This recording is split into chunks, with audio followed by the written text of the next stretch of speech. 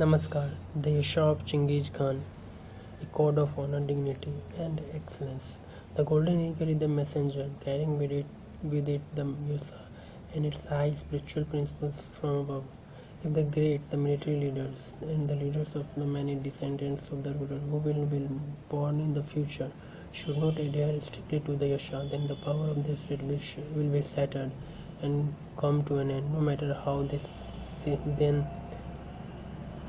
they then seek Genghis Khan, they shall not find him. Its message. The great Yash of Genghis Khan was, among other things, a collection of Genghis Khan's maxims, regulations, and instructions, and at his acquisition of supreme power in 1206. He had already prepared his great Yasha, which continued to be developed during his lifetime. The word Yasha means order, degree. This has led to some confusion, since a Yasha can also be a single rule. It must therefore be made clear that when we talk about the great Yasha, we mean Genghis Khan's collected laws, rules, and words of wisdom. The work was written in Ughaur script that Genghis himself has introduced as the written language of the Mongols. It was written on scrolls that were bound in volumes and kept in secret archive to which only the supreme ruler and his closest associates has access. I will regularly write here on the great Yasha of Genghis Khan, which was not a mere book of laws. Naturally, it also was that, since it contained codification of ancient Mongol customs. The Yasha was, however, much more than this. It was the philosophical and spiritual content of the work that gave it its impact. This work was, in addition to being a guide in practical matters, also a magical work of the great power, intelligence, and contained secret magical formulas as well as philosophical and ethical guidelines for the Mongol people. For this reason, it was only a small select group of people who was allowed to read it directly. When the descendants and the successors successors of the great Mongol became spiritually depraved, they no longer wanted to follow the great Yasha. Indeed, they lacked the ability to commit themselves to something that demanded high morals and unswearing loyalty and dedication to lofty principles. Moreover, according to age-old shamanistic belief, magical work in the hands of unskilled, depraved people bring disaster, as none of the descendants of Genghis Khan possessed his moral and spiritual qualities.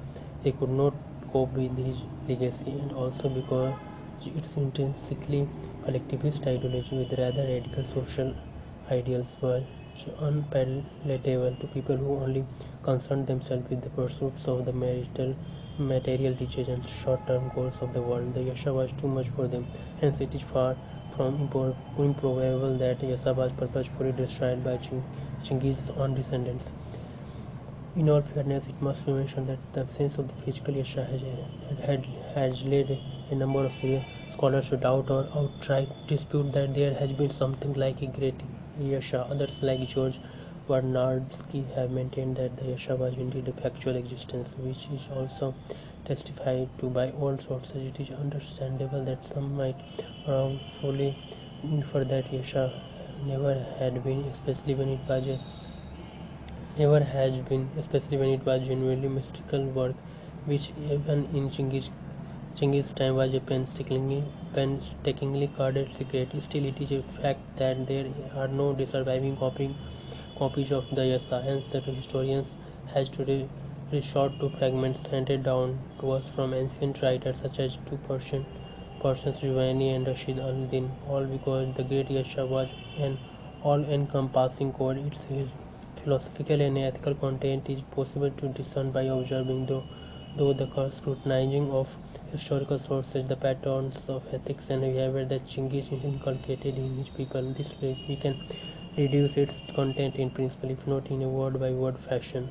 What do we find then? Even though the fragments of the Yasha that are available may not alone provide a detailed picture of the teachings of Genghis Khan, they present a logical point of departure from George Vernadsky, the Mongols and Russia. In my opinion, the Yasha as a whole can by no means be characterized as customary law. It was Mongol imperial law as promulgated by Chinggis Khan. The Mongols in themselves considered it in this light. For them it was the collected wisdom of the founder of their empire, and as we know, they considered Chinggis Khan the divinely inspired son of heaven. The Armenian historian Gregor of Alang compiled his story of the origin of Yasha on the basis of what he heard from the Mongols. While it cannot be considered accurate in details, it renders adequately the spirit of the Mongol attitude towards Chinggis Khan and his life work. The Mongols in Russia, page 100. General precepts from Yasha. Further quotation from Vernadsky. The contents of this division of the Great Yasha may be tentatively reconstructed from fragments available in various redactions. The following quotations may give a general idea of it. The phone must magnify and pay honor to the pure and the innocent and the righteous, and to the learned, to whatsoever people they may belong, and condemn the wicked and the man of iniquity. Abu al-Faraj, section 2. The first is this, that ye love another, and second, do not commit adultery, do not steal, do not bear false witness, do not betray anyone, respect the aged and poor. And Grigor of Alank. He, Chinggis Khan, forbade them, the Mongols, to eat anything in the presence of another without having invited to partake in the food. He forbids any man to eat more than his comrades. Makhriji, section 2. Chinggis Khan did not belong to any religion and did not follow any creed. He avoided fanaticism and did not prefer one faith to the other or put the one above the other. On the contrary, he used to hold in esteem beloved and respected sects and hermits of every tribe, considering this a procedure to please God. Juvani, section 2. Chinggis Khan ordered that all religions were to be respected and that no preference was to be shown to any of them. Makhriji, section 11. The quotations are printed in George Bernard's Skies in the Mongols and Russia, page 102. Another set of fragments from Makhriji. Fragments of the Great Yasha of Chinggis Khan, which have come down to us through Makhriji. An adulterer is to be put to death without any regard as whether he is married or not.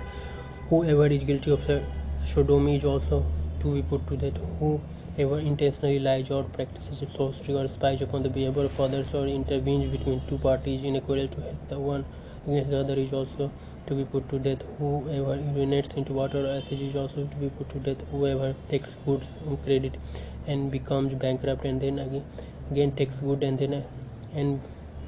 again become bankrupt, then takes goods again and yet again becomes bankrupt is to be put to death after the third time. Whoever gives food or clothing to a captive without the permission of his captor is to be put to death. Whoever finds a runaway or slave or captive does not return him to the person to whom he belongs is to be put to death. When an animal is to be eaten, its feet must be tied, its belly ripped open, and its heart squeezed in the hand until the animal dies. Then its meat may be eaten. But if anyone slaughtered an animal after the Mohammedan fashion, he is to be himself slaughtered. If in a battle, during an attack or a retreat, anyone let fall his pack or bow or any luggage, the man behind him must alight and return the things fallen to its owner. If he does not so alight and return the things fallen, he is to be put to death. Chinggis Khan decided that no taxes or duties should be imposed upon fakirs, religious devotees, lawyers, physicians, scholars, people who devote themselves to prayers and asceticism, muezzins, and those who wash the bodies of the dead. He ordered that all religions were to be respected and that no preference was to be shown to any of them. All this he commanded in order that it might be agreeable to heaven. He forbids his people to eat food offered by another until the one offering the food tested of it himself, even though one be a prince and other a captive. He forbids them to eat anything in the presence of another without having invited him to partake of the food. He forbids any man to eat more than his comrades, and to step over a fire on which food was being cooked or a dish from which people were eating. When a wayfarer passes by people eating, he must alight and eat with them without asking for permission, and they must not forbid him this. He forbade them to dip their hands into water and ordered them to use some vessels for the drawing of water. He forbade them to wash their clothes until they were completely worn out. He forbade them to say of anything that it was unclean and insisted that all things were clean and made no distinction between the clean and unclean. He forbade them to show preference for any sect, to pronounce words with emphasis, to use honorary titles when speaking to the Khan or any else. Simply his name was to be used. He ordered his successors to personally examine the troops and their armaments before going to battle, to supply the troops with everything they needed for the campaign, and to survey everything, even to needle and thread. And if any of the soldiers lacked the necessary thing, that soldier was to be punished. He ordered women accompanying the troop to do the work and perform the duties of the men while the latter were absent fighting. He ordered the warriors on their return from the campaign wanted to carry out certain duties in the service of the Khan. He ordered them to present all their daughters to the Khan at the beginning of each year, that he might choose some of them for himself and his children. He put leaders, princes slash bogaters slash generals slash noyans at the heads of the troop and appointed commanders of thousands, hundreds and tens. He ordered that the oldest of the leaders, if he had committed some offence, was to give himself up to the messenger sent by the sovereign to punish him, even if he was the lowest of his servants, and prostrate himself before him until he carried out the punishment of prescribed by the sovereign, even if it be to put him to death. He forbade military leaders to address themselves to anyone except the sovereign. Whoever addressed himself to anyone but the sovereign was to be put to death, and anyone changing his post without permission was also to be put to death. He ordered the Khan to establish permanent postal communications in order that he might be informed in good times of all the events of the country. He ordered his son Chagatai to see that Yasha was observed from Mirhond or Mirhovend. He ordered that the soldiers be punished for negligence, and hunters who let an animal escape during a community hunt, he ordered to be eaten with sticks, and in some cases to be put to death. He ordered to be beaten with sticks, and in some cases to be put to death. In all cases of murder, punishment for murder, one could ransom himself by paying fines which were for a Mohammedan 40 golden coins, Lish, and for Chinese one donkey. From Ibn Battuta, the man in whose possession a stolen horse is found must return it to its owner and add 9 horses of the same kind. If he is unable to pay this fine, his children must be taken instead of the horses, and if he have no children, he himself shall be slaughtered like a sheep from birth. The Yasa of Chinggis Khan forbids lies, theft, and adultery, and prescribes love of one's neighbor as one's self. He orders men not to hurt each other and to forget offences completely, to spare countries and cities which submit voluntarily to free from taxes, temples consecrated to God, and to respect old people and beggars. Whoever violates these commands is to be put to death. From Mahakya, the Yashak prescribe these rules: to love one another, not to commit adultery, not to steal, not to give false witness, not to be a traitor, and to respect old people and beggars. Whoever violates these commands is put to death. From various sources, the Yash of Chinggis Khan prescribed that a man who chokes on food must be driven out of the camp and immediately killed, and whosoever puts his foot on the threshold of the tent of the commander of any army shall also be put to death. If unable to abstain from drinking, a man may get drunk 3 times a month. If he doesn't drink more than 3 times, he is culpable. If he gets drunk twice a month, it is better. If once a month, this is still more laudable. And if one doesn't drink at all, what can be better? But where can I find such a man? If such a man were found, he would be worthy of the highest esteem. Sarnovsky considered this fragment to belong to the maxims of Chinggis Khan. Maxim 20. Sarnovsky considered this fragment to belong to the maxims of Chinggis Khan. Maxim 20. The children born of a concubine are to be considered as legitimate and receive their share of the heritage, according to the disposition of it made by the father, which beats the law of primogeniture in Europe, where only oldest inherit, much more civilized. The distribution of property is to be carried out on the basis of the senior son receiving more than the junior, the younger son inheriting the household of the father. The seniority of children depends upon the rank of their mother. One of the wives must always be the senior, this being determined chiefly by the time of her marriage. After the death of his father, his son may dispose of the father's wife, all except his mother. He may marry them or give them in marriage to others. All except the legal heirs are strictly forbidden to make use of any of the property of the deceased. Practical results of the Chinggis Khan's introduction of his yasa. What are the political and social results when Chinggis Khan used his fundaments to build his Mongol nation? This is what we need to consider in order to discern the teachings of Chinggis Khan, who by his own people always was regarded as statesman, philosopher of profound wisdom more than a warrior. The belligerence was dictated by the circumstances in which Mongols were living and must not be taken off their contribution to mankind and universe. The teachings of Chinggis Khan are forever relevant across time and across space and time. Chinggis Khan Chinggis Khan did not belong to and did not believe in any of the organized religions, though he saw that all philosophies have grasped part of the truth and respected every one of them as an aspect of the great all. Himself he had formed a philosophy based upon millennia-old Asian philosophies, among them animist/shamanist pantheism, combined with his own collectivist ideology, formed in a harsh environment in which he clearly understood people had to learn to help each other instead of pursuing selfish goals. Before Chinggis, internecine strife and feuds were prominent features of the North and Inner Asian nomads. More often than not, the different tribes and groups hated each other. According to old Mongolian accounts, with the advent of Chinggis Khan, this stopped. He simply accomplished the Superman task. It must have been to instill into his people a feelings of solidarity, togetherness, and love. This was far from being a selfish one. However, the word love is more often than not misunderstood. When we look at the meaning of love, we will see that there are two forms of love which are different even though they may coalesce on a deeper level. One is the personal love, where one loves individual object and which is characterized by a personal attachment, by satisfaction derived from the purely personal contact and input. Another form of love is the impersonal love that is directed towards higher principles and transcending values. Here, satisfaction is derived from the adherence to these principles that create real effects in the world, effects that are seen as positive, constructive, and desirable.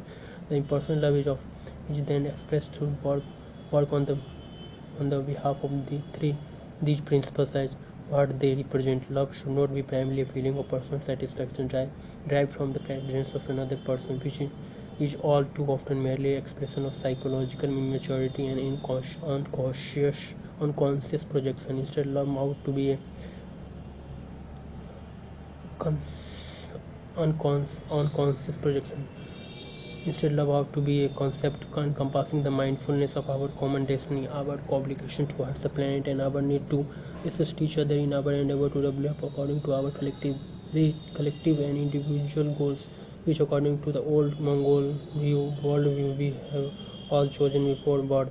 This is the kind of impersonal but indelible love Chinggis Khan gave out. Such impersonal devotion such impersonal devotion is a mark of the highest degree of honesty. When that is conveyed to people, they instantly sense the genuineness and respond to it in a way that makes them listen to what messages are coming. In the case of the Mongols, we see that most clearly during the reign of Chinggis Khan. The Mongols functioned like one single organism, united and were willing to support each other. The sources unanimously bespeak the fact that although the Great Yasha was a severe set of rules and enforcement of them could often be draconian, Chinggis' success in uniting his people was not primarily due to force and violence. On the contrary, he won the heart of the people by virtue of the personal qualities he radiated. A dominant trait in him was his ability to experience and to know deeply within that the lives of others that were even more important to him than his own, and that this was something people intuitively realized. By being a selfish person, he could teach them to develop the full human potential within themselves. He brought to his world Mongols a new element of a deeply experienced collective consciousness to live by.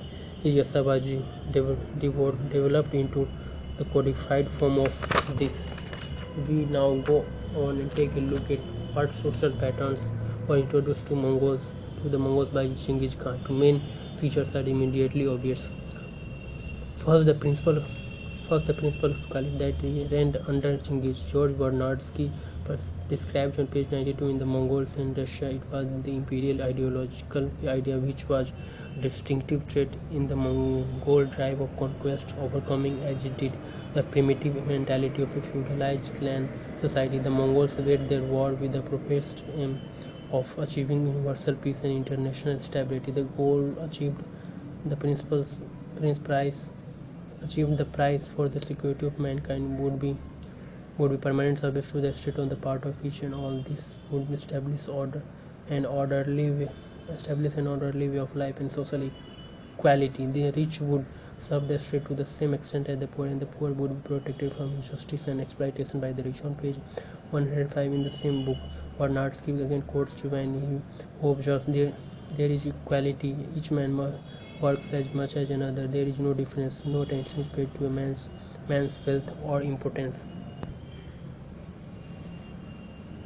Second, the demands for high endeavor that was placed upon every member of society. Each and every one had to commit himself to the fullest. Sloth and incompetence were made punishable, and during wartime the order was that the leaders who is incompetent shall without fear be put to death. Appointments to the positions of influence and power were made by ability alone. Moreover, and uniquely, Chinggis Khan ruled that everyone must be given the same opportunities regardless of birth, race, or social position. Principle was forcibly symbolized by Chinggis' order that every soldier in his army must carry a marshal's baton in his knapsack. The point is described in Paul Rachnevsky's biography. The implication was that everyone had the possibility of promotion to the highest rank according to his ability.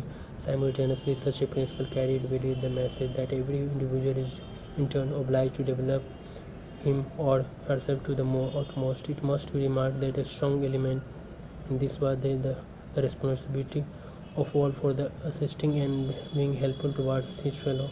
It was a social contract that became beneficial for all, since it gave the Mongols opportunities for growth and development they had never done before. The Yasha of today. How to apply the teachings of Chinggis Khan to the present world? What is the role of Mongols in today's world? How can the patriotism, the eternal spiritual principles of Chinggis Khan be applied to our time? What is the relevance of Mongolian legacy here and now? As a number of the quotations above illustrate, the Yasa of its stage was in many ways draconian law. This was a result of circumstances at the time when it was formulated, and we should take care not to base moral judgments on what the Mongols had to do in the 1200s. We must instead concentrate on the timeless understanding of wisdom bequeathed to the world by Chinggis Khan's Yasa, and endeavor to put it to use in our time. This continuation of Mongolian spiritual heritage naturally requires our addressing some of the pressing societal and environmental issues of mankind of today. And since the Yasa was a tutelary work whose purpose was to guide humans in their life, I will here attempt to trace and extract the essence of Chinggis Khan's teaching and translate them into socially and ecologically sound support of an improved life on planet Earth. I shall give them out with love. How growth and development are achieved, the necessity, nature, and purpose of excellence. Typically, the person who wants to do good believes that the kindness means to adopt the rather timid approach of thinking nice thoughts and give positive behaviors to our world.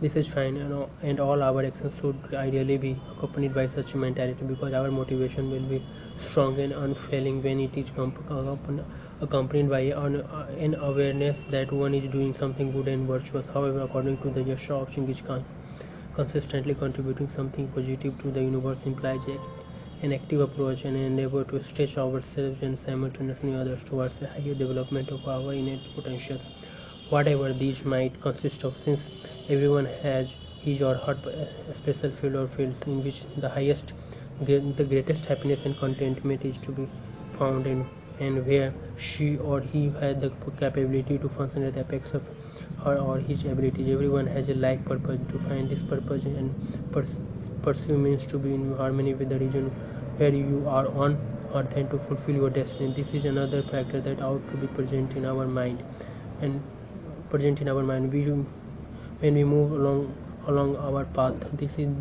the never dying intensity of feeling by which people who go unusually far in their chosen field are invariably marked. This feeling is not merely joy created by your awareness that your path is the correct one. It is the devotion to the fullest use of our potentials in our area. This is called excellence. Genuine excellence of paramount importance is to be forever conscious that excellence is a principle and should not be viewed as a measurable quality. Hence, the talents and achievements of your neighbor, friend, lover, and or colleagues have no other relevance for your chosen way than to demonstrate the possibility. It is useless and far beside the point to compare yourself to others. If you are truly dedicated to your excellence, you already possess it, irrespective of what levels of achievement reached by another. This way, you cannot fail to be excellent. Further, as though it were necessary to point out once more, all individuals who have achieved something significant have consistently been dedicated to self-improvement. If they competed with others, the concomitant comparison with others was but secondary to their inner drive towards self-improvement. This is the realization of the continuous further development of the potentials residing in each and every one of us. Here it is equally imperative to be aware that we must never confuse excellence with perfection. Perfection is a condition which, in addition to be non-existent, will imply that there has been perfect.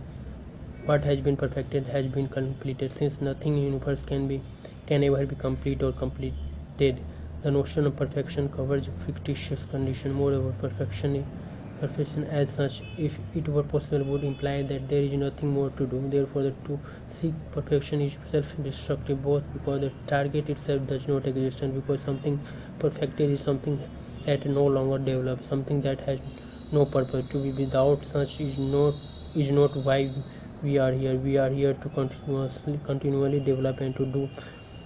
We are not meant to be without purpose.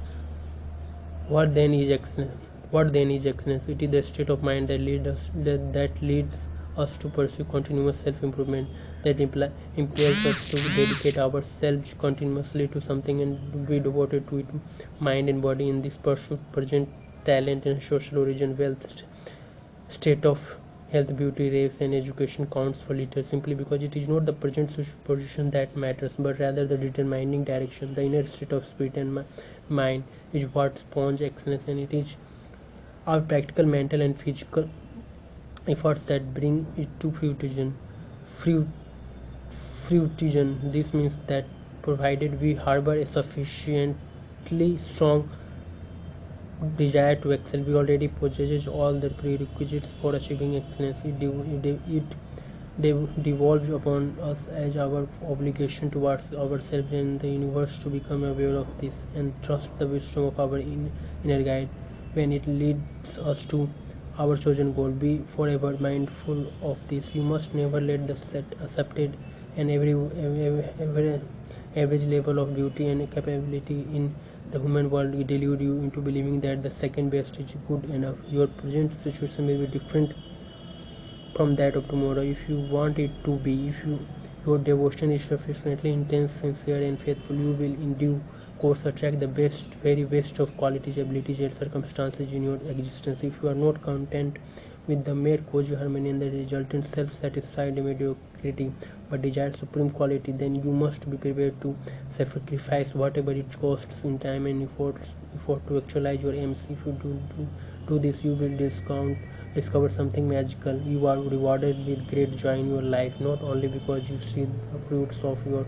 efforts, but because you will be true towards yourself by realizing what is your essence. Next, we are obliged towards ourselves as well as towards our sisters and brothers. We are obliged to help them to reach the highest possible degree of mental, spiritual, emotional, psychological, physical developments in order to assist all in realizing our innate potentials. No human area of activity or experience is unimportant, and development of all our faculties in accordance with our individual potentials and abilities by means of personal motivation combined with willingness to share its fruit with our fellow men, meaning the successful alliance between self-assertive and the integrative principles is the collective ideal of the Great Asia. It further point to make when it comes to the concepts of equality, concepts of quality and excellence in different areas. It is a fact of life that not everything or everyone reaches the highest standards at this moment. This has led this had led some people to believe that we should refrain from having standards of everything, be it artistic or aesthetic values or ideals for mental or other physical abilities, on the ground that it is unkind towards the losers to value some qualities higher than others. This is a very unfortunate misconception. What is ultimately heartless is to fail to hold up high standards, ideals, and examples that in all instances serve as incentives or models for growth and development. This applies irrespective of whether or not any given individual manages to reach or fulfill the standard at this particular point in time. Bear in mind that quality and excellence are desirable qualities, and that it is erroneous but above all irresponsible to take the stand that everything is equally good or worthy. If everything is considered equally good or worthy, then nothing can be truly excellent. Improvement it is precisely the present less talented or gifted who are most need of being impelled towards improvement. Even though improvement is slow and more often than not a laborious process, failure to realize potentials bring incomparably greater pain. The acid test is this: to what ultimate extent do we accord every member of the community equal rights and opportunities to aspire towards ideals and to reach high goals? Remember, to seek excellence is the right thing to do, and we must also stretch it out to our fellows.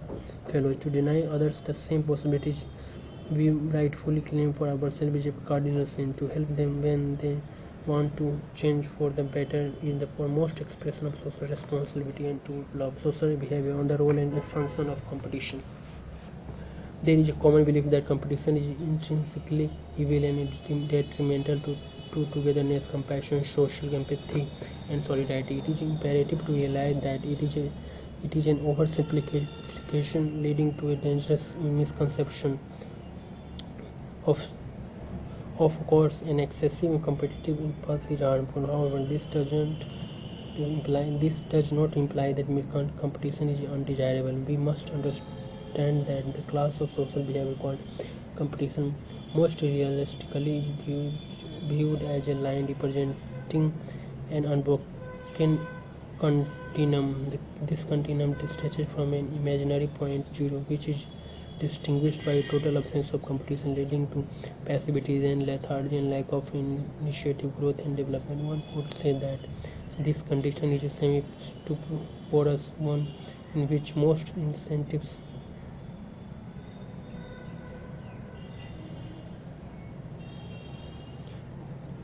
This continuum stretches from an imaginary point zero, which is distinguished by a total absence of competition, leading to passivity, even lethargy, and lack of initiative, growth, and development. One could say that this competition is a semi-stuporous one in which most incentives towards change, growth, activity, and a sense of common and individual purpose are absent. This is an absolutely perilous situation, albeit not always conspicuous as such, which must be avoided. At the other end of the continuum lies the point which is marked by an unbridled competitive drive. Here, the intensity of competition has been escalated so far as to create a state of general strife, rivalry, and hostility. Solidarity is largely absent in such extreme conditions. Selfishness reigns. The goal is to destroy and bring about the downfall of your opponent under such circumstances, the aggressive behavior permits the whole social group to a degree where disruption and eventual disintegration becomes the result. This situation is likewise dangerous, more immediately noticeable as such both conditions are destructive and equally to be avoided in a virtuous social group or society. Still, since we are talking about a continuum on which all elements have their place, here balance between the undesirable extremes is quite naturally the key. The formula can be laid down as follows: competition, that is the practical result of your enthusiastic desire to emulate your competitor, is functional and desirable. If it does never escalate beyond the point where antagonism enters, your competitor's failure becomes a goal for you. We have to appreciate that competition and solidarity are not mutually exclusive but rather equally necessary and interconnected fundamentals present in any good society. The function of our competitive force and its resultant competitive activity is to provide the most effective incentive to individual as well as collective invigoration and stimulation towards inspired use and improvement of our abilities. If the elements are in balance, competition is a healthy and cooperative enterprise in which progress is certain. The whole society benefits from it and the well-being of each individual is assured. The same holds true for some of the essential aspects of competition. Evaluation and selection and hierarchy serve to enhance the drive towards improvement and excellence. A sober and unbiased look at the whole history of life tells us that whatever some trait or qualities being selected for, it will be advanced and encouraged. It is erroneous and detrimental to think that it is heartless to distinguish between unskilled and skilled, low and high, the unfit for its role and the fit, and the inferior and the excellent. This because selection always results in a movement towards a higher level, that is more excellence, which again leads to higher quality existence. Thus the beneficial effects by far outweigh the pain endangered by not being excellent at this moment. It is of supreme importance to know that discomfort which results from present inadequacy can only be alleviated by transcending the limitations in question, which means further improvement, which is generated and propelled by precisely the selective procedures that illustrate what the ideal should be. If we think about all possible qualities a single individual can possess, be it intelligence, willpower, beauty, humility, perseverance, and capability to endure, creativity, strength, flexibility in the face of a challenge, curiosity, compassion, the list is virtually endless, and we see that without exception all our qualities and the degree to which they have been developed and evolved as a result of conscious and subconscious selective processes and procedures that are in operation throughout nature and universe. The qualities and strengths that have been and are conducive to the success in existence that is best described as fit for all are precisely those which have been and are selected for and chosen by our peers, by our partners, by the social groups to which we belong, by ourselves, and in the last analysis by universe itself. It is one of the most dangerous errors that human can make when it is believed that because it sometimes feels painful and difficult to accept the variation in capability, all kinds of fitness between individuals differences should be democratized and short eliminated, and that there should be no ideals and standards for what is precious, honorable, beautiful, just, correct, skillful, desirable. Here the otherwise impressive human intelligence can play a very deceiving or elaborate philosophies. Value system have regularly been constructed in order to defend, in other words, mentally rationalize such a mistaken position. It is more than likely that paradoxically enough it is our past that is deceiving us in this way. When we all lived all the time in a very challenging environment, it was vital to conserve energy whenever possible, because life itself required an exceedingly high level of mental, physical activity most of the time. Thus, we, like other life forms, are genetically predisposed towards the conservation of energy. The resultant treacherous inclination towards the desire for comfort and to scorn what is often falsely perceived as nature's cruelty becomes destructive in a historical period where finance technical achievements enable humans to supplant the intense use of mind and body with passivating technologies. Typically, the degenerative lifestyle, which is the danger of this inclination, is defended by negative ideas about the harsh primitivity of nature. However, because that which is wrongly interpreted as nature's ruthlessness is precisely what has created and will for eternity tend to create all sorts of high quality.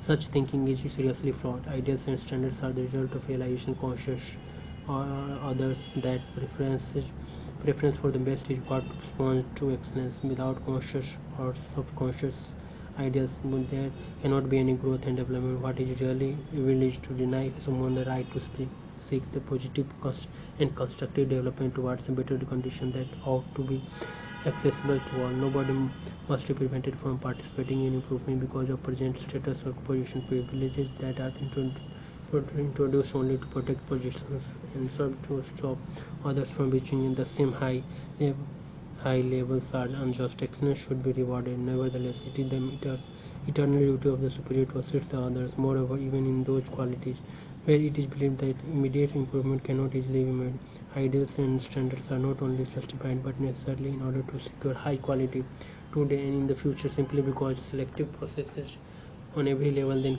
come into play and ensure that most excellent solutions are those that are developed and furthered. This is what creates the most merciful condition, even though it requires a broad perspective to see it with full clarity. Next, we should understand that in situations where competitors are directly measured against each other, it is not necessary to be in the competition. It is our action and participation, the path of improvement, the process that is meaningful. When we mature during this course, we understand that it is actually with ourselves we compete, because what is it is what because what it is all about is to rise above our limitations. Even the very best in a particular field has always started out with self transcendence. There is no other way, and it is of immense importance to recognize that even in the most merciless competition is intrinsically a collective and symbiotic cooperative effort whose effect is improvement. The other participants are actually helpers who are there to arouse, excite, inspire, motivate, and strengthen us. Over time, we experience that it is beneficial for us because we develop a perspective wherein we appreciate the indispensableness of consistent striving and endeavor, that where we avoid to fall into a lethargic acceptance of lowliness, mediocrity, and inertia. We hone our skills during the conscious effort to maintain and develop our potentials. Most important of all, we assist each other in a collective endeavor, and we develop an awareness that for that region the progress of our fellow is inextricably interwoven with our own, and vice versa. The best formula for how to keep and encourage the competitive element in human society while preventing it from having adverse side effects is to bear in mind that we have to make allowance for the fact that not only do the level of individual abilities vary, but more importantly the areas of competence are different from between all individuals. Here we should give credit to the different aptitudes so that every members of the community can meet recognition for what is his or her special endowments in a given area. Again, this does by no means imply that rank and classification according to distinctive characteristics are or should be considered unwanted. On the contrary, these are productive and positive phenomena. They are indispensable in order to distinguish the excellent and thereby give the other a high standard towards which to grow. The crucial question is to what extent the community creates a social order where Such improvement in each of its members is encouraged. It is the will of Genghis Khan that humanity shall realize this. Lastly, chance as such is non-existence in universe. This is causality behind everything, which implies that our present characteristics and attributes are the result of choice. This holds true whether or not like the not one. This holds true whether or not like not one like the old Mongols believes in the immortality and transmigration of soul, in which case the qualities we possess are the product of our own personal formal choices and actions, as well as those of our cooperators, partners, competitors, which have then resulted in the subsequent genetic development that determined our inner and outer appearance in all our qualities. One may also believe in one life scenario in which cases our qualities are still the products of cooperation, competition, and selections performed by our ancestors, developed and materialized through our gender characteristics. As will be understood, it makes absolutely no difference which outlook is considered true in both cases. That consistent preference for and choice for excellence has been and is the only fundamental prerequisite to continued excellence on racism. The issue of racism is seriously not only because of the ethically apprehensible indiscrimination against someone because of race, but on the ground that racism and the conflicts it engenders are socially disruptive and thus a danger to the health of the whole society. Of course, racism has long been a very hot political theme that has commanded considerable attention, and its historical and political complexity is hardly in doubt. Still, easy as it may sound, this problem should not be necessary. Let it once and for all be stated that the various races of humans represent nothing more and nothing less than adaptations to an environment. Obviously, it is really groundless to the point of idiocracy to disrespect people because of their adjustment to the environment. Genghis Khan himself was evidently opposed to racism and disrupting ethnocentrism. Paul Nevsky described in his biography on Chingiz how Chingiz himself held a very charitable view of the concept Mongol, while Ilal Ligu, widow of a Chinese leader, begged him to release the son of the dead Chinese and accept the son of a minor wife into his service. Chingiz replied, "But yes, I do. Jidu has now become a Mongol. He accompanied me on the Western campaign and has rendered great services." Characteristically, in the word of Nevsky, later Mongol Khans were less tolerant in this respect, and in the 14th century instructions were issued that non-Mongols who held certain posts using adopted Mongol names were to be stripped of their appointments. More on excellence, on value judgments and their rightfulness and indispensability. As we know, there exists a well-known notion that all value judgments, any statement to the effect that something is good, better, and best is inherently unfair and therefore unacceptable. Most often, this position is being defended by the reference to certain historically disfavored people, for example, minority or ethnic groups, and their struggle against unjust societal discrimination typically expressed by lack of access to opportunities that are available to the privileged groups, which may be accompanied by a general lack of societal acceptance of and contempt for and contempt for the people or group in question. To realize that this is unjust, to realize that this is unjust is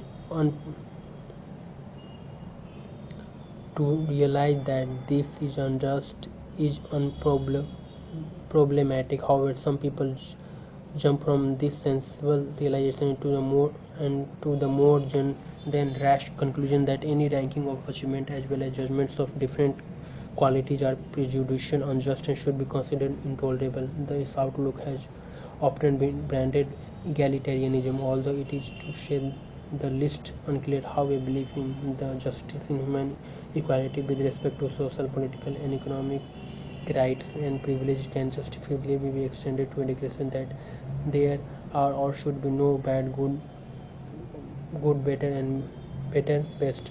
One can also encounter another form of rationalization of the denial of value judgment. Values and preferences allegedly hinders diversity by setting up rigid limiting norms, cited rules, or standards. This is a rather tortuous line of argument, since it is more than anything else the willful refusal to accept standards and values that prepares the ground for rigidity and construction. The result of a misguided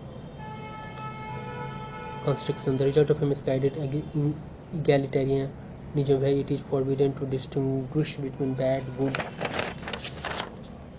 better, and best, where any phenomena or manifestation is considered as good any and as any other will be a low common denominator, where true excellence is disparaged and stifled. Additionally, in a condition where value judgment is scorned and rejected, the way is made open for the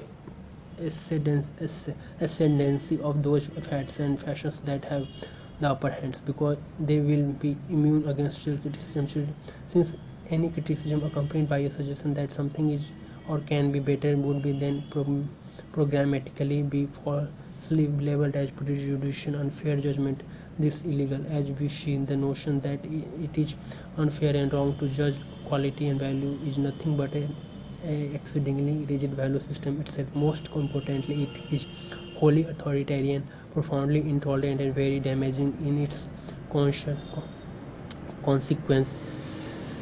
It is akin to cutting off the legs of people so that nobody feels bad when some runs or moves faster than others. Further, it is mistaken to believe that from an acceptance of differences and diversity and a resultant realization that inequality in opportunity is unjust, it then flows logically that all value judgments are inherently unfair. To embrace such beliefs is fallacious thinking. Value judgment is nothing inherently unjust. On the contrary, it is everywhere crucial for the advancement and maintenance of excellence. Excellence is in all possible contexts and meanings, as well as the diversity and variation which deliver the material to create it, are ultimately the products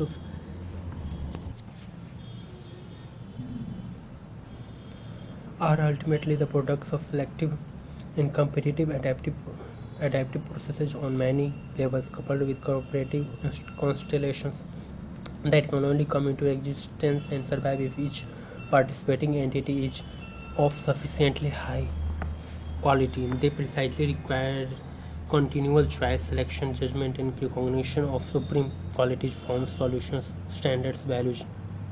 In the realm of conscious thought, the concept of value lies at the root of all recognition, yet some people seem to feel that these things are uncomfortable and seriously disturbing, and on that account they declare them unfair and want to banish them from existence. How can appreciation of distinctive quality, beauty, superiority, and magnificence ever be unfair? What is more unfair than anything? The universal reality of excellence and superiority, and of its desirability. The ideologically founded belittlement of standards, values, and excellence is a thoroughly unfair, outrageously disrespectful position that amounts to the rejection of everything that is valuable, beautiful, outstanding, excellent. How can that kind of outlook be of any constructive worth at all? Growth, development, achievement, excellence, and greatness can only be achieved if high ideal standards, values are present. Nature itself has determined that standards and values are universally valid, by making the survival and well-being of any organism dependent on success in the ubiquitous selective mechanism. Whether or not any given mechanism is successful depends solely on its skill. This is fitness for the role it plays in its environment.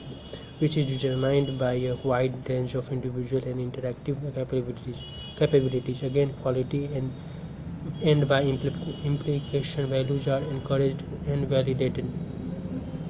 Lastly, any retaliation between organisms, be it competitive and or symbiotic, and bear in mind that there are no clear boundaries between these, since most phenomena and processes display both tendencies is invariably defined and redefined by selective processes. There is no objective ground for disparaging, denying, rejecting value judgment on principle. Rather, it should be appreciated, recognized as indispensable to universe and to us on all areas of existence.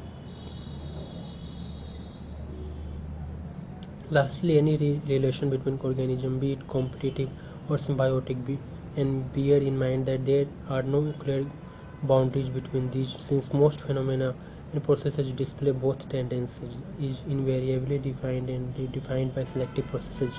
There is no objective ground for disparaging, denying, rejecting value judgment on principle. Rather, it should be appreciated and recognized as indispensable to universe and to us in all areas of existence. Excellence and values continued on by neutrality is never possible. As it was stated earlier, refusal to accept the need for value judgment and standards is in principle similar to cutting off the legs of people to avoid the alleged pain for those who might feel inferior because someone is better.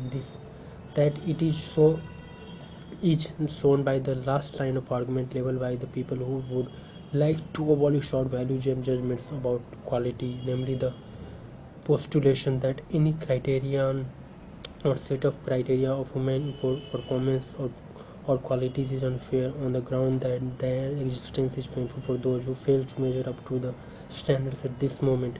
This is an interesting point of view because its principle, albeit most often unconscious message, is that quality and excellence must be a sacrifice that is de facto suppressed in order to avoid the alleged aggravation of feelings of inadequacy and inferiority complexes in some individuals. It should be understood that it is a more than problematic position. It is beyond doubt that in the extended perspective, the lack of standards, the lesser quality, it tends to prepare the ground for immeasurably more pain and misery than anything else. Only the puerile wish for a shielded, carefree life without uncomfortable challenges can move humans to seek a condition without standard and value. Neutrality is impossible because the circumstances and milieux in which we live, milieux in which we live always have their own dynamics that will influence us to a smaller or greater extent. That this means that in any given situation, the rather short-sighted, non-judgmental attitude, this is called neutrality, impartiality, or non-discriminating, is bound to invariably favor those factors that happen to be the most influential in the moment. For this reason, the assertion that a neutral, non-judgmental approach always diversity is false. Judged from its consequences, the notion that there is something like neutrality is therefore also erroneous on how to promote excellence, destroying what is inferior versus encouraging what is superior. Throughout history, there has been much controversy on misunderstanding here. Both the socio-politically irresponsible social Darwinists and ultra-rightists, as well as representatives of equality, imprudent modern political liberals and pseudo-radicals, have, to suit their respective political purposes, depicted the fundamental processes in nature as something very destructive and barbaric. Needless to say, this skewed picture is a gross misinterpretation of these natural processes. Selection for the best, be it conscious or otherwise, it is an overwhelmingly positive phenomenon where we should see that the constructive and advantageous choice of what is best is the main aspect. It is therefore erroneous to say that the pervading theme in nature's elimination of the weak, even if the less fit or capable are selected always away. This is a result of positive selection of what is superior and preferable. Since this always results in a general improvement, it is objectively desirable that this should happen. This is a universal principle which applies to both the wilderness and the human realm. Speaking of the human realm, which is our main interest here, it is never desirable to attempt to promote excellence by concentration on the inferior. It is a vast difference between attacking the weak and encouraging what is superior. In the former pattern, the focus is on the lower, the substandard, the bad. In addition, building something always requires an emphasis on constructivity. Hence, the effect of trying to destroy the weak in order to add force to the superior will be largely counterproductive because of some very subtle, not so subtle mechanism. To put a main emphasis on destroying always means that a general impulse to destruction is sent out. This is detrimental to any constructive purpose and will make it much more difficult to accomplish the beneficial and to attain excellence. Thus, we see that if one constantly concentrates the focus on leisure and lower, one cannot possibly be effective in promoting excellence. Consequently, we should prefer and select the best, but also to strive to encourage the improvement of what is presently substandard, because this will send out the general impulse to improvement, and because it serves to direct our attention and emphasis towards upgrading, enhancement, and chance for the better. This is what is meant by the necessity of strengthening the weak, which is not to be understood as a part of exclusive human ethics, but as the corollary of a universal principle. Excellence in all its meanings and contexts can only be successfully promoted through concentration on the positive which we want. Living in a physical world, or our physical nature, an aspect of human reality often overlooked and neglected. Why should we humans engage in conscious development of the physical nature? This is to undertake physical training. Why do so few actually train their physical selves? Most of modern people live a sedentary or at best moderately active life.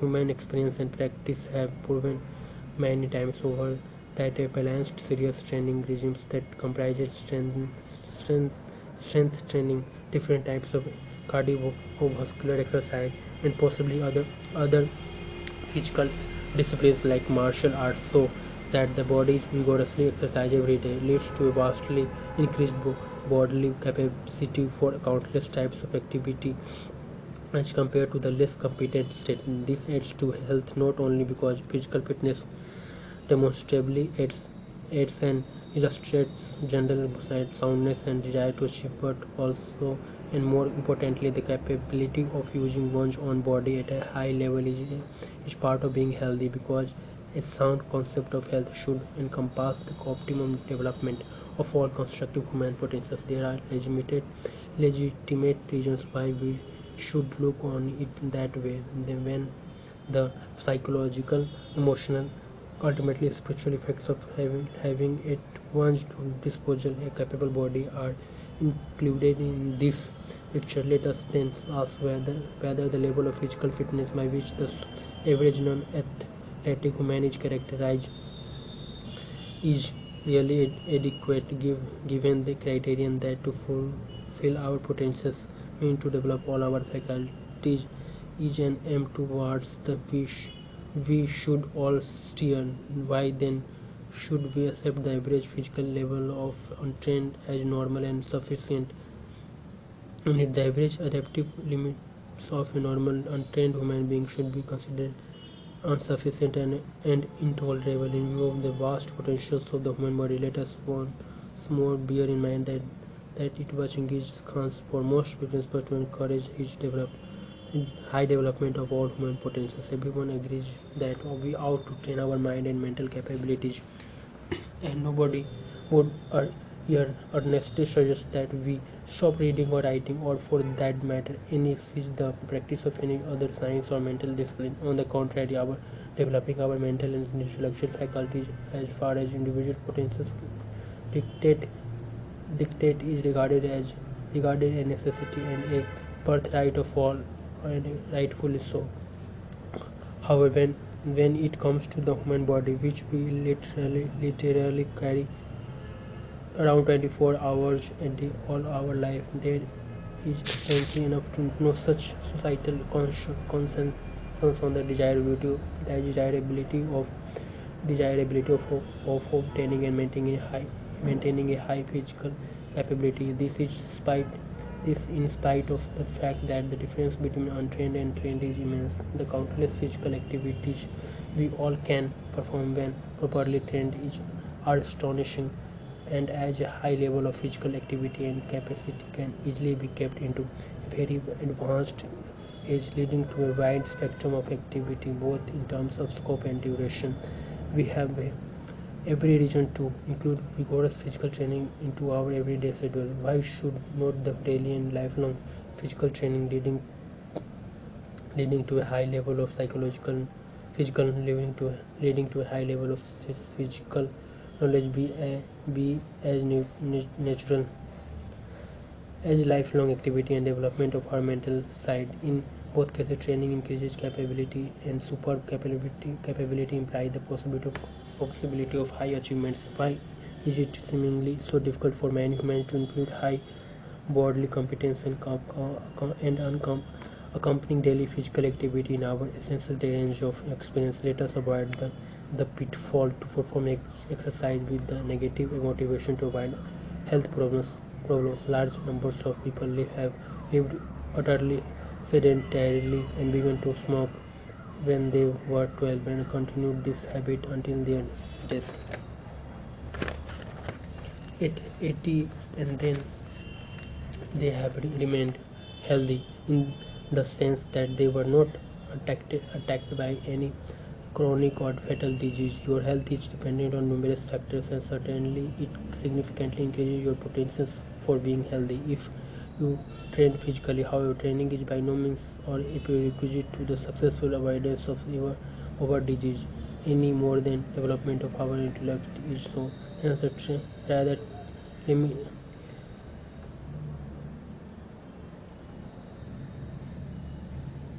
limited aim of our good health cannot be our main motivation for developing a capable body. Hence, the rather limited aim of good health cannot be our main motivation for developing a capable body. The only sensible reason why we want to develop ourselves is that when our strength and capabilities increases, so does our total possibilities in life. The question is that do we humans want to consciously choose to be able not to perform the daily chores, but also to be capable of achieving with our well-trained physical selves, the same way as mental performance is rightfully seen as desirable and important. Those who in their heart are truly determined that they want to break out of the adaptive limits of untrained and strive to do so through conscious effort will achieve it without necessarily having any special genetic talents. Their rewards will be an ability to use their physical bodies at consistently high levels and to experience daily the feelings and sensations sensations feel, feeling and feelings feelings and sensations that go with it. These cannot without regret, albeit perhaps unrealized loss, be replaced by virtual realities and electric stimulation of parents, simply because these artificialities do not give any high bodily capability, that is physical knowledge. We are relatively unaccustomed to recognize that the capability to do things with our body is a form of knowledge, but that is precisely what it is. This high physical knowledge, which is available to all who desire it, should be what motivates us to train our body to train because we want to avoid disease is way too narrow minded. narrow-minded and cannot serve as a sufficient permanent motivation. Only our joyful desire to obtain and to have a capable physical nature and to use it can do so. There is a wide there is a widespread sentiment that the physical is subordinate to the spiritual, and that perception is of course completely true. However, that does not detract from the significance of meaningfulness of physical manifestations. Once the relation between spiritual and physical is that of cause and effect. To maintain and develop high bodily abilities is to choose and use a spiritual principle, since the resultant corporeal capabilities exist as a result of this underlying principle to which we choose to attach ourselves by determining that we consciously aspire to a certain condition in physical world. Corresponding spiritual principle is invariably invoked and so at the same time fortified, creating the conditions for the fulfillment of our aspiration and at the same time that of others. One argument frequently used against regular, extensive and consistent physical training for normal people is the allegedly strict constraints imposed upon us by work consideration and allegedly strict alleged allegedly strict constraints imposed upon us by work consideration and above all family obligations. This is in reality a material matter of social contradiction. If a degree of physical competence above the daily functional level is regarded unimportant, it is of course not valued, but rather defined as something that takes time from other areas in life. However, if we could determine that physical ability is to be considered an essential component of human existence, then our having family and children actually imposes an additional obligation to maintain high bodily ability, to train regularly and thereby educate our children to realize that the possession of a high level of physical fitness is a normal and desirable condition for a healthy human being. Children who are fortunate to grow up seeing it demonstrated by their parents will integrate this consciousness in their own mentality and find it natural to endeavor to develop and maintain lifelong physical fitness themselves. Immense vistas of joy, play, and intensive, vigorous experience, as well as relaxed, easy use of the body then becomes available to them. We ought to give our offspring as well as we have to give our offspring of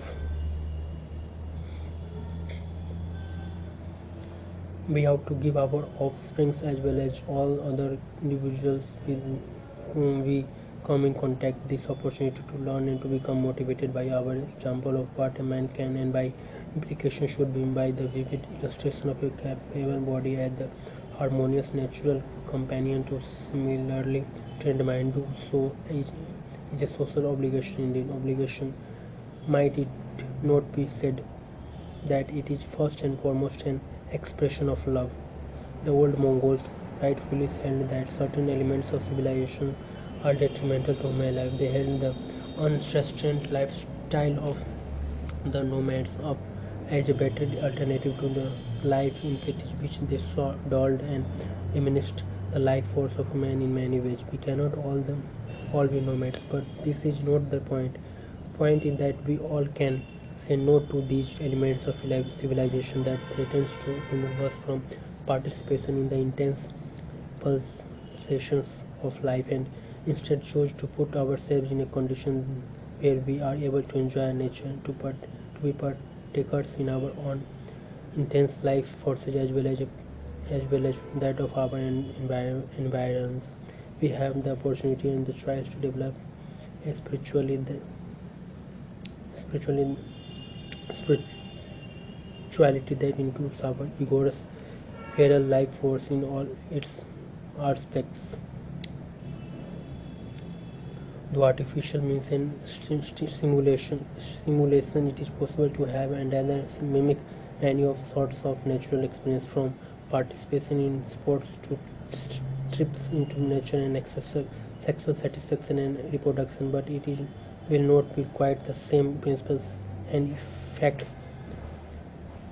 involved, even though it may be argued that this must be natural, since nothing unnatural can happen in a natural world. It is undeniable that human deviation from the wild and basic natural forces that characterize modern nature implies a rejection of the untamed instincts and abilities that are a prerequisite to the experience of powerful, intense, and wild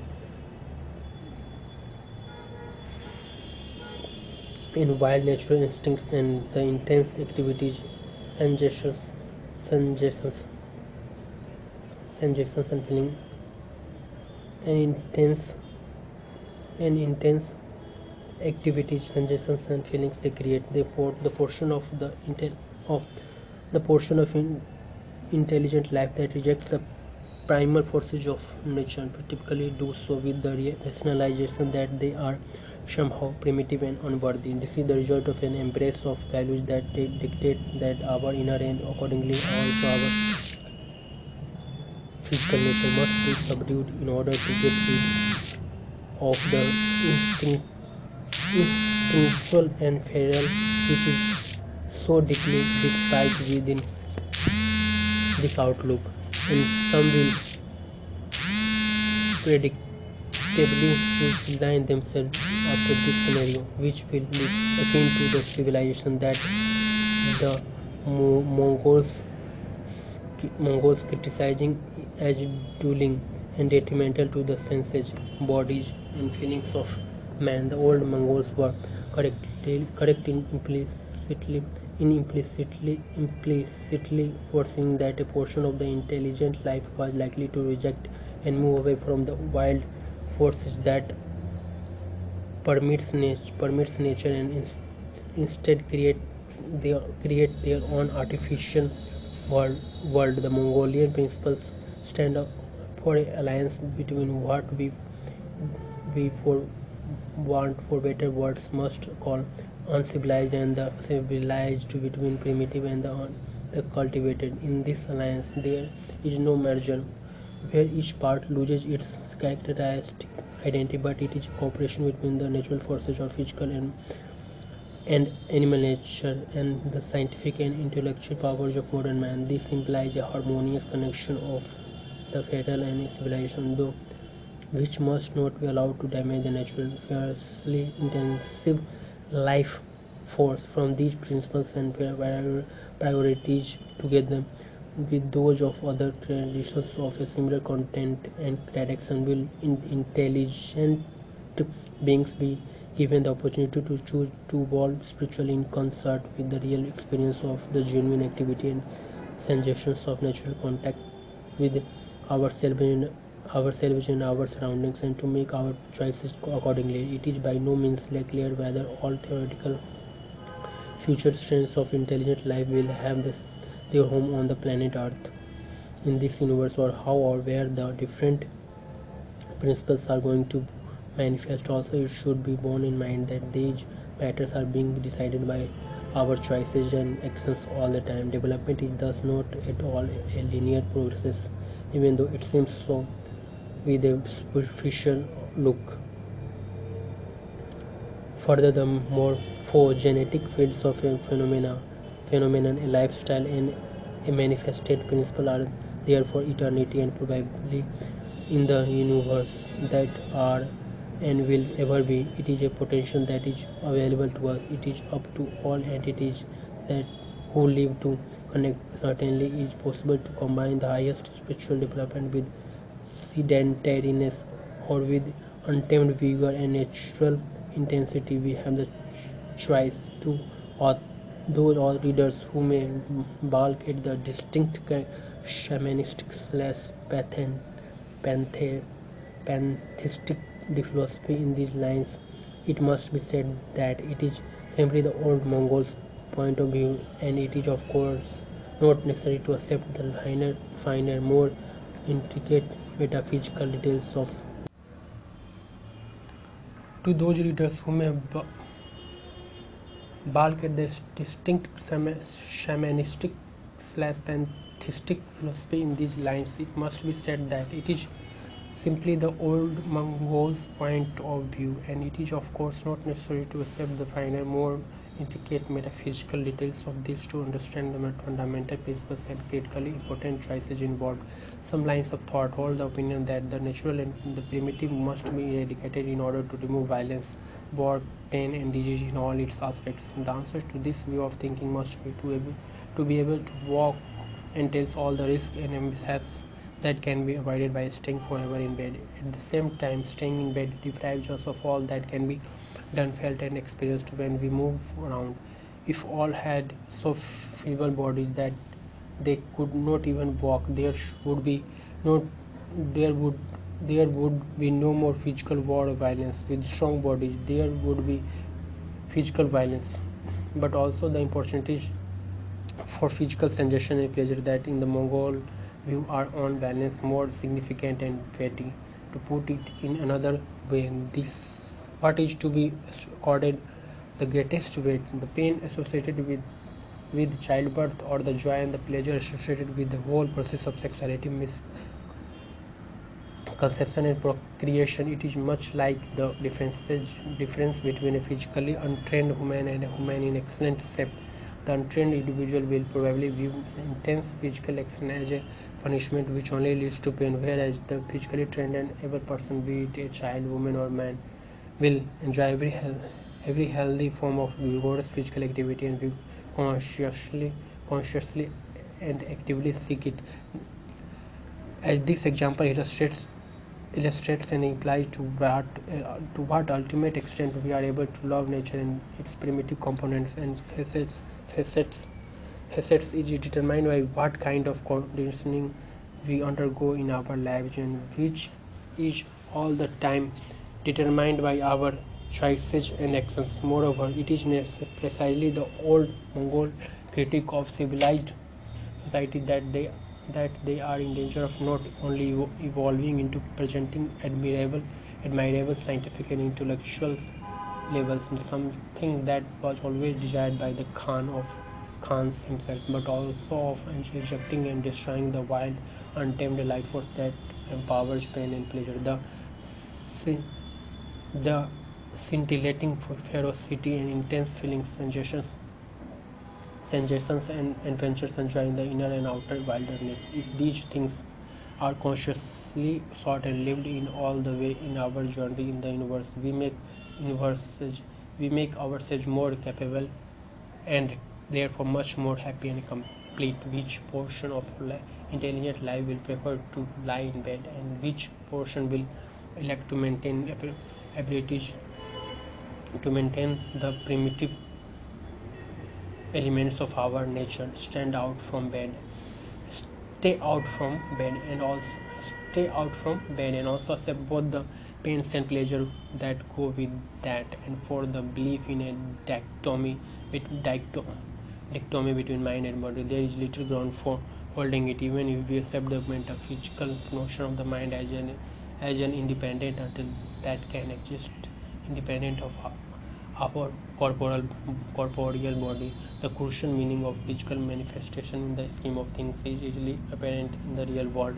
Contemporary researchers also tends to agree that the innumerable sensory stimuli generated by bodily motion and activity have played and play a very significant role in the development of the formidable human intelligence.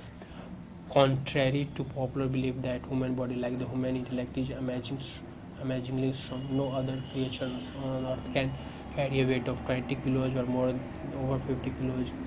They easily climb into a tree or ascend a high cliff. Humans can, during strenuous physical activity, increase their metabolism to 50 to 20 times the level of resting metabolism. Only the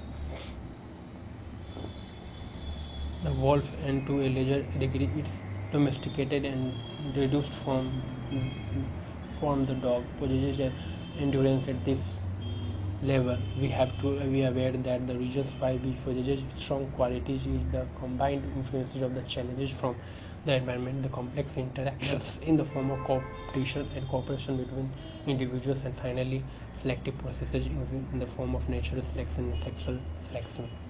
For those who may not be familiar with the difference between concepts natural selection and sexual selection, natural selection covers, as most know the environments favoring certain emergent genetic characters and configurations that will have a greater chance of survival as compared to other. Sexual selection, on the other hand, entails the selective processes where individual organisms which reproduce sexually choose and mate with each other.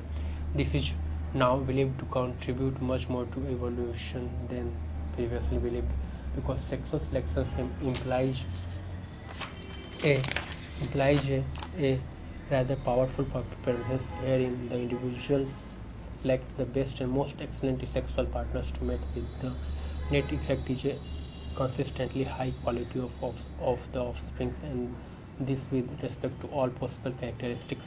Our mental and physical characteristics and abilities are formed by these above mentioned factors, without the presence and effect of which they could never have been developed. Therefore, if we want to intel and develop further our capabilities in the future, we have to let our life contain sufficient challenges and selective mechanism to ensure the promotion and growth of them. Since the spiritual, and according to the old Mongols, is what lies under surface behind the manifested, these underlying principles can, if we choose to attach ourselves to them, express themselves at will and transform the existing circumstances and conditions. The aforementioned point that it is the direction that matters holds true also in the enormity of the universal perspective. If our sun becomes extinguished and life on earth dies, the energy fields and principles will still continue to be able to manifest every place where the conditions are permit, where conditions are so permit, and may then note the condition or the movement of the universe itself be influenced by spiritual inhabitants. This is by their conscious energy fields. So all living beings create their destiny, their past, present, and future at the same time, for most part without realizing it.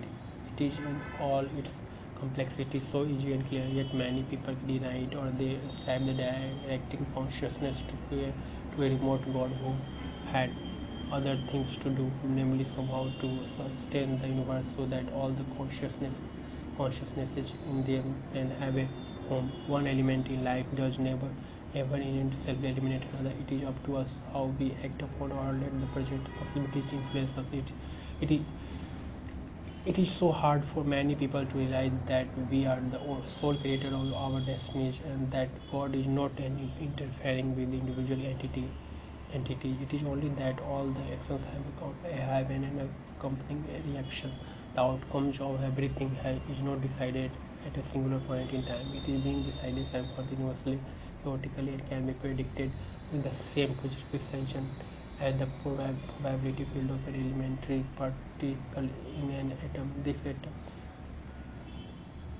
That atom is made out from the same pattern as we are, and that is the reason why the position of an elementary particle can be described not by a designation of definite definite locality, but only in terms of probability field. Since the probability field is still capable of forming solid manifestations like planet stocks, man's chance must be non-existent. Instead, the phenomena must have a consciousness that directs the formation. At the same time, since its position movement is a probability not yet certainly, the chaotic, continuous, and free yet causal determinable nature of our existence and destiny is scientifically proven. It is unfortunate that most scientists have for several years failed to perceive that proof for what it is.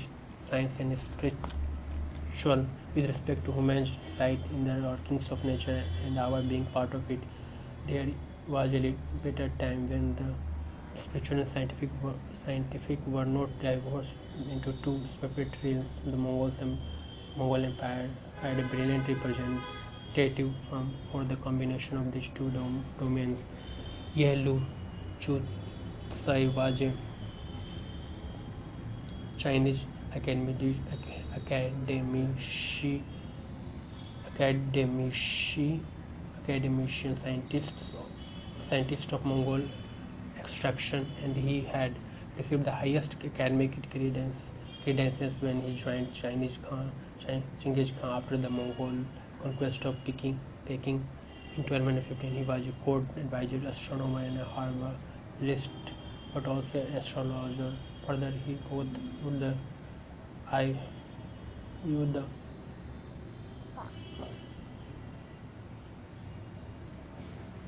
I Ching and was a shaman who invoked the spirits at all times. From the age of reason, the time of Descartes, and Bacon up to today, one had been supported to either live in the realm of knowledge and either deny the realm of spirit, intuition, and also and else believe in superstition. As a result, be brutally excluded from the respectability of the academic circles, even though science does and should concern itself with what can be treated with the techniques and procedures of the scientific methods. This gives no license to deny the existence of what lies outside its domain.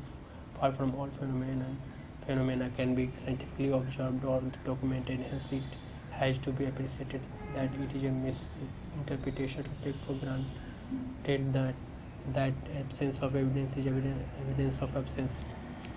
At the time of any scholar who did not accept that the two swords of spirit and knowledge exist together was considered ignorant.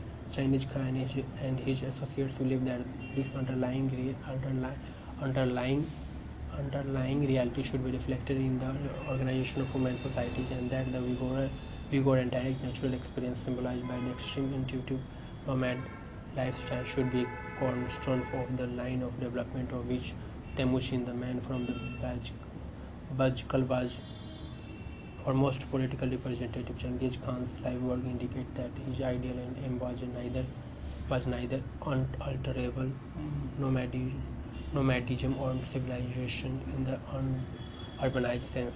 His emphasis on both nature and culture and his respect for knowledge show that his ideal and aim was an educated pastoral society. Modern people should be aware that this is the kind of society that can, without conflict, with sustainability, combine human consciousness and intelligence with contact with the nature. We, for our own sake and that of the whole universe, should consider ourselves an unalienable part of. Moreover, recent technological developments could be used to facilitate this, since a highly sophisticated technology enables means of production that can be decentralized and less wasteful of natural resources. Then it is up to us to seek nature, both out our inner as well as the outer, and to choose to be part of it. In other words, it is up to you on the pursuit of knowledge. Another component of human society, that of mental activity or knowledge. As it should be remembered, Genghis Khan introduced the written language for the Mongols already when he came to power in 1206, and is forever intent that people should learn. As with other abilities, the limits of the untrained minds are way too restrictive, and they need to be expanded by learning. This is a major part of the legacy of Genghis Khan, and its importance cannot be overestimated. No social or economic efforts whatsoever should be spared in teaching people in all the subjects under the sun and beyond. Especially important, of course, is that the education of children. They should be taught about the facts and mysteries of all the real, imaginable, hidden worlds, even they are born for unborn babies. Unlike every living entity in the universe, sense and appreciate the intents and wills of their surroundings. Needless to say, socioeconomic circumstances must not stand in way of learning.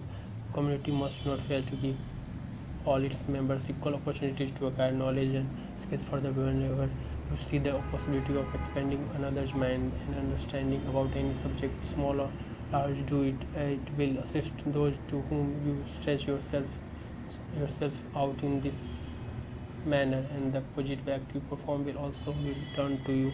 On the use and abuse of alcohol and drugs, a considerable proportion of humanity regularly uses big dosage of alcohols and or slash and drugs whose sole function is to give the user an intoxication that he or she finds pleasant. We know that an increase of violent behavior and all sorts of accidents result from this. Large number of people are injured or diseased, and vast resources are go wasted because of inebriety and drug dependency. This Genghis Khan once said that a little mind enlevens the mind, whereas excess of it befuddles the mind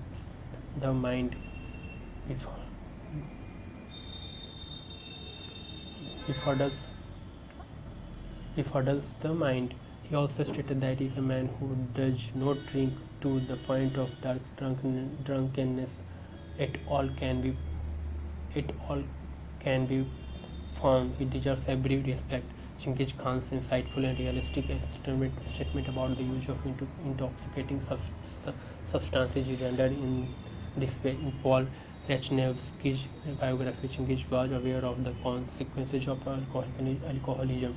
The commanders Karachu drank away their herds, and became beggars. One of Genghis Bilik saying stated that the alcoholic drink intoxicated the goods and the bads to the same extent. Without respect for position and character, it numbed the senses and the limbs. Hands lost their ability to grasp properly. Limbs their ability to move. The mind the ability to think sensibly. Genghis, a student of human nature, was however realistic in formulating his command for moderation. If there is no means to prevent drunkenness, a man may become drunk thrice a month. If he oversteps this limit, he makes himself guilty of a punishable offense. If he is drunk only twice a month, that is better. If only once, that is more praiseworthy. What could be better than that he should not drink at all? But where shall we find a man who never drinks? If however such a man is found, he deserves every respect. Thus, the use of alcohol and doubtlessly other drugs have been around for a very long time, but so has the insight in its pitfalls. This problem can best be solved by a question everyone who abuses intoxicating drugs of any kind has to ask him or himself what is more important for me, the intoxicating effects of that substance or the full command and use of my abilities. It follows that the only effective antidote against destructive alcohols and drug use is to have meaningful and stimulating activities in our lives. Sports, sexuality, artistic and intellectual endeavors are examples of worthwhile elements to include in our existence. Certainly, no one who has attained proficiency and slash or beauty in area will want to destroy it by poisoning away it. Or let it be said in this context that the habit of smoking, in view of its demonstrably numerous deleterious effects, deserves our harshest condemnation. Lastly, the issue here is not so much intoxicants, but what we prefer to fill our lives with. In other words, the most effective antidote against drug and dependence in any form is to fill your life with meaningful and stimulating experiences, sensory as well as mental and spiritual experiences that involve the use all human faculties, so that excessive and thereby faculties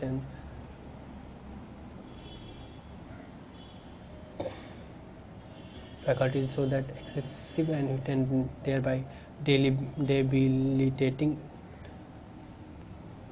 faculty that faculty so that excessive and thereby debilitating intoxication become unnecessary and is no longer applicable in our life. The Mongolian message regarding the 21st century environmental issues.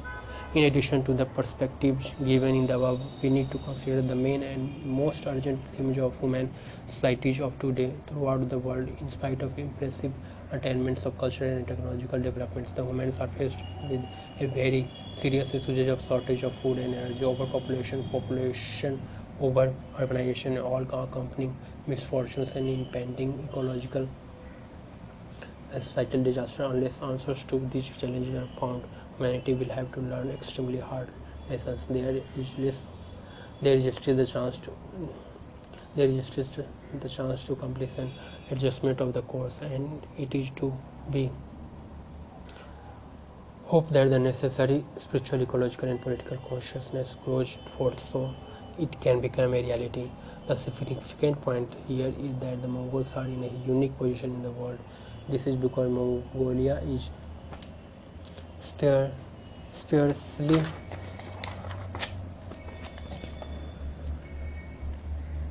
populated, hence the country is not suitable for industrial agriculture and large units of production. In addition, the country still has a nomadic and or semi-nomadic way of life.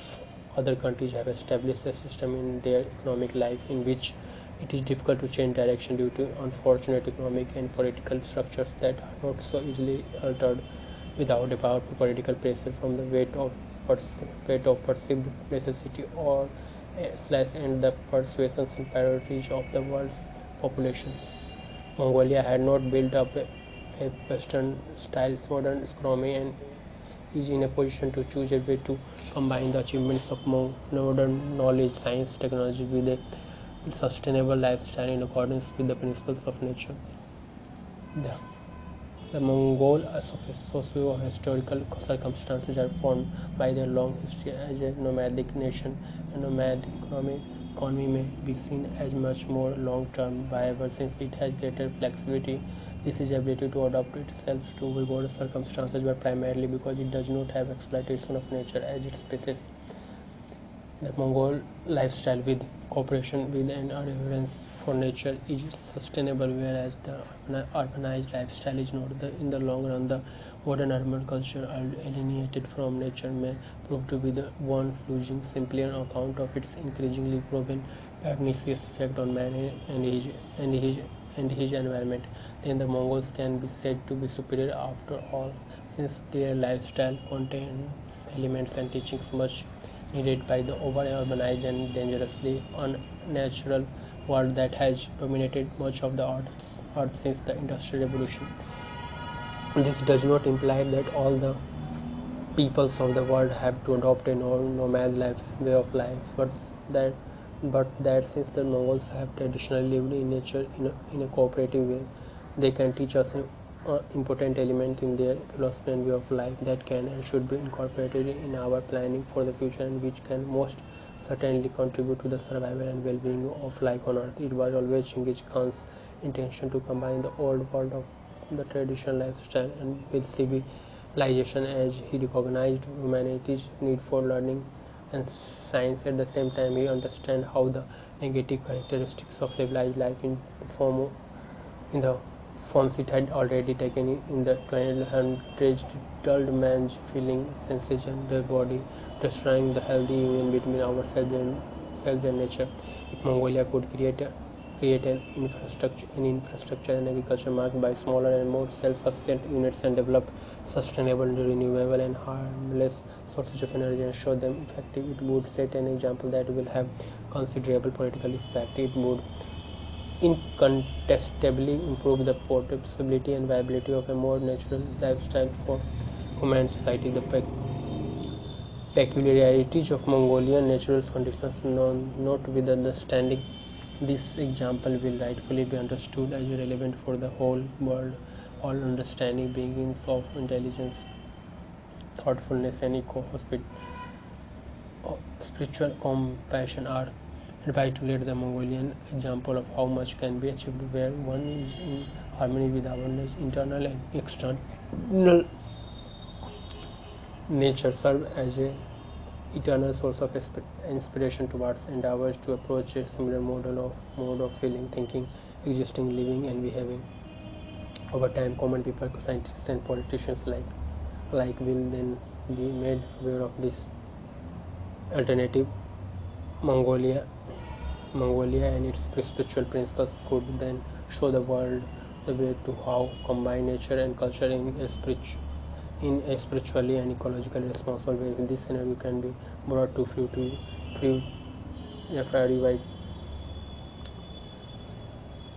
FREYTIO and fusion, an old prophecy of Mongolian shamans will come true, that Genghis Khan himself shall one day rise again and lead his people and the world. The future. The future is often misunderstood. Typically misunderstood understandings is how to view the future as either something that is a predetermined, fixed and linear sequence of events and phenomena that can be not be altered, or as something unpredictable that is governed purely by chance. Both views are far off the mark. The future is neither predictable nor accidental, rather it is contingent upon the incessant actions made by all the forces, existences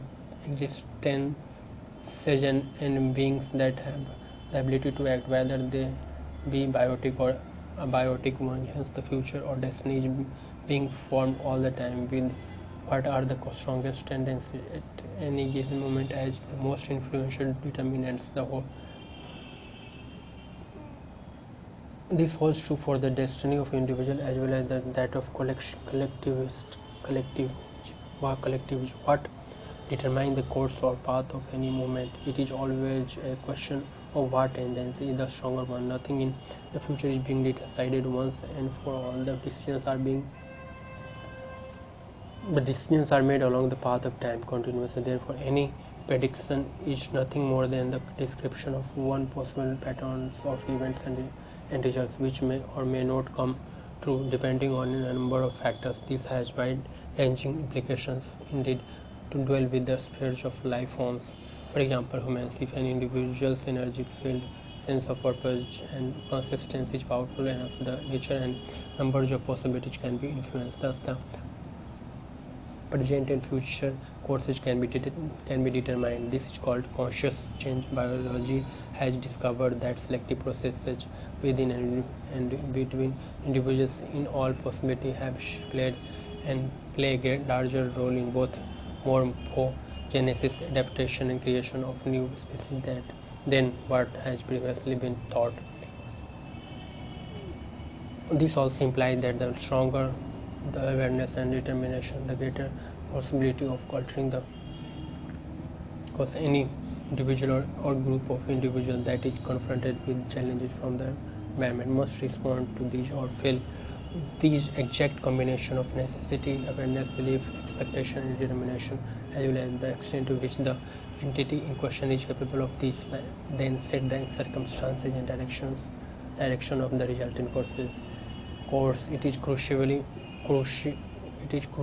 important to understand that this is a continuous process where it is possible to change and decide the direction at any given point.